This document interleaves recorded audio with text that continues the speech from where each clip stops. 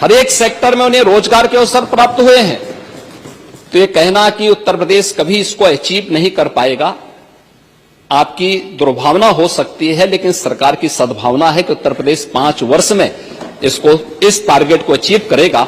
और 2029 में जिस उत्तर प्रदेश के इस संसाधनों से भरपूर उत्तर प्रदेश को प्रकृति और परमात्मा की कृपा से ओतप्रोत इस उत्तर प्रदेश को, जिसको आप लोगों ने, समाजवादी पार्टी की सरकार ने और विपक्षी दलों की सरकार ने देश के बीमारू राज्यों की श्रेणी में खड़ा कर दिया था, देश की 6ठी 7वीं अर्थव्यवस्था के रूप में खड़ा किया था, पिछले 8 वर्ष की डबल इंजन सरकार के प्रयास से दूसरी बड़ी अर्थव्यवस्था बना है। और 29 में उत्तर प्रदेश $1 ट्रिलियन की इकोनॉमी भी बनेगा और देश की सबसे बड़ी अर्थव्यवस्था भी बनेगा। इस बात के लिए मैं पूरे सदन को आश्वस्त करता हूं।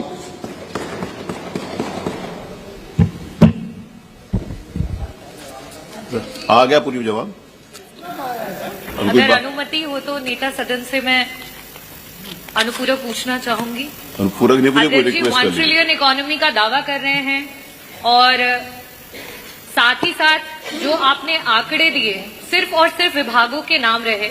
नेता सदन, मैं आपसे अनुरोध करना चाहूंगी कि मेरा प्रश्न भी यही था और मैं उसे अनुपूरक के रूप में वापस से आपके सामने लाना चाहूंगी कि जिन जिन विभागों, जिसमें कि मैंने जो खुद जानकारी ली है, एग्रीकल्चरल डिपार्टमेंट, एम्प्लॉयमेंट और सर्विसेज के लिए और इंडस्ट्रीज, इन डिपार्टमेंट्स का सबसे ज्यादा योगदान होना चाहिए हमारे अर्थव्यवस्था को 1 ट्रिलियन इकोनॉमी में ले जाने के लिए। और आज वर्तमान की स्थिति में ये सब अपने अपनी जगह से 4-4 टाइम्स जब ज्यादा काम करेंगे, ज्यादा ग्रोथ को देंगे, तब जाकर के हम वहां तक पहुंच पाएंगे। लेकिन कहीं पे भी आपके उत्तर में ये नहीं आया कि 2023-24 से 2024-25 में हमने इन विभागों में कितनी इंप्रूवमेंट लेकर के आए हैं कि हम 2029 तक 1 ट्रिलियन इकोनॉमी पहुंच जाए। और साथ ही साथ नेता सदन, मैं आपसे अनुरोध करना चाहूंगी कि 1 ट्रिलियन इकोनॉमी की होड़ में जो हमारा मिडिल क्लास का पॉकेट है, और ये डेटा में आरबीआई का मैंने यहाँ पे रखा है कि आज मिडिल क्लास की पॉकेट 25% से आकर के जीएसडीपी का 5% पे आ चुकी है।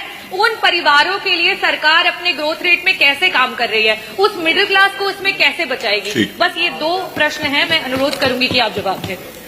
देखिए, माननीय सदस्य ने जो प्रश्न किए हैं, मुझे लगता है कि सदन की ओर से टैबलेट भी आप सबको उपलब्ध करवाए गए हैं और हम लोगों ने जितने भी सेक्टर की जो ग्रोथ रेट है, इस सबको सीएम डैशबोर्ड के माध्यम से सबके सामने प्रस्तुत किया है। कोई जाकर के उसको ऑनलाइन उन सबको देख सकता है, उसके लिए समय निकालना पड़ेगा। दूसरा है, उत्तर प्रदेश में औद्योगिक निवेश आज देश का सबसे अच्छा इन्वेस्टमेंट का डेस्टिनेशन बनकर के उत्तर प्रदेश उभरा है। अभी हम लोगों ने फरवरी 2023 में उत्तर प्रदेश के अंदर ग्लोबल इन्वेस्टर समिट किया था।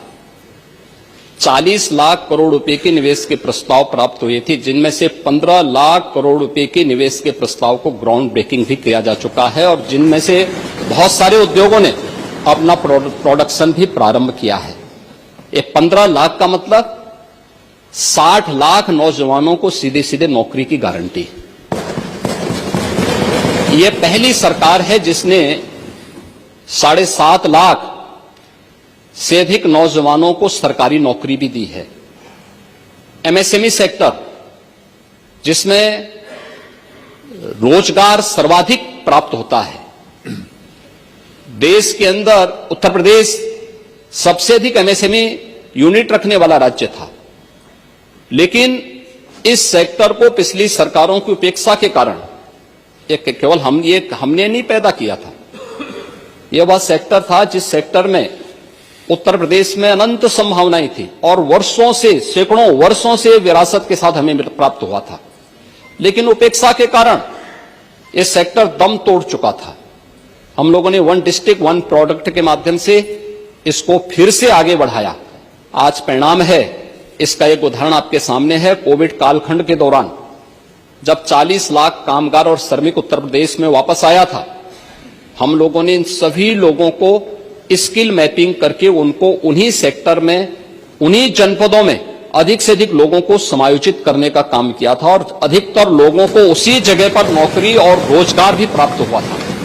अकेले एमएसएमई सेक्टर में उत्तर प्रदेश के अंदर 2 करोड़ से अधिक लोगों को रोजगार और नौकरी प्राप्त हुई है, जिसमें कोई अतिरिक्त लैंड नहीं देनी पड़ती है, सरकार को कोई अतिरिक्त इंसेंटिव नहीं देनी होती है। और उत्तर प्रदेश का पोटेंशियल क्या है, अभी हम लोगों ने 24 जनवरी 2025 को उत्तर प्रदेश स्थापना दिवस के कार्यक्रम के साथ सीएम युवा उद्यमी की एक नई योजना जारी की है। एमएसएमई विभाग इसको संचालित कर रहा है। महोदय, 1 महीने का भी 1 महीना पूरा नहीं हुआ है, जिसमें हम लोगों ने किसी भी नए उद्यमी को 5 लाख तक के बैंक के ऋण में हम लोगों ने उसे इंटरेस्ट फ्री ऋण उपलब्ध करवाने की कार्रवाई की है। पहले चरण में 5 लाख पर, दूसरे चरण में फिर 10 लाख तक। और मुझे बताते हुए प्रसन्नता है कि अभी तक 96 लाख से अधिक नौजवानों ने इसके लिए आवेदन किया है। ये चीजें दिखाती हैं कि उत्तर प्रदेश एक नई दिशा में आगे बढ़ा है। जहां तक मध्यम वर्गीय आय वर्ग के लोगों की आप बात करना चाहती हैं, इस सेक्टर की जो सबसे बड़ी ग्रोथ देखनी हो तो हम प्रदेश के अंदर सीडी रेशियो से देख सकते हैं।